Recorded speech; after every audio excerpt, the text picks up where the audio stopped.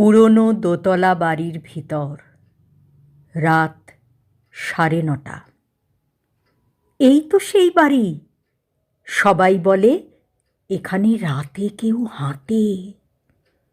এত পুরনো, অথচ ঘড়িটা এখনো চলছে।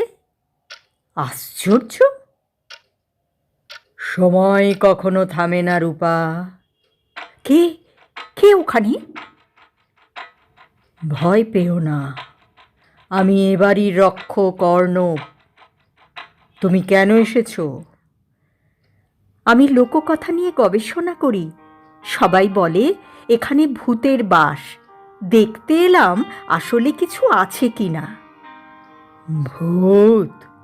মানুষ যা বোঝে না তাকেই ভূত ভাবে। আপনি যেন অনেক কিছু জানেন এই ঘরটা নিয়ে।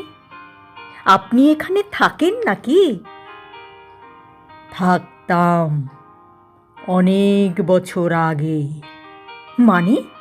আপনি তো একদম জীবন্ত মানুষ দেখছি। আপনি আপনি কে? আমি সেই অর্ণব। যেদিন এই বাড়িটা থেমেছিল সেদিন আমিও থেমে গিয়েছিলাম। মানে আপনি ভূত? যদি তোমরা ভূত বলো তবে তাই।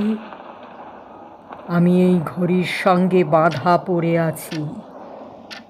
যতক্ষণ এটা টিক টিক করছে আমি আছি। তাহলে আপনি মুক্তি চান না?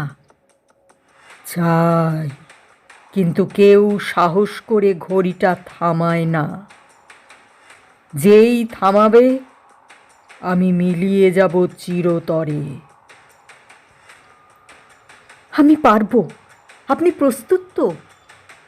তুমি সাহসী মেয়ে রূপা। থামিয়ে দাও। ধন্যবাদ রূপা। এবার আমি সত্যি সময়ের বাইরে, একদম সময়ের বাইরে। সময় কখনো থেমে থাকে না। কেউ চলে যায়, কেউ থেকে যায়।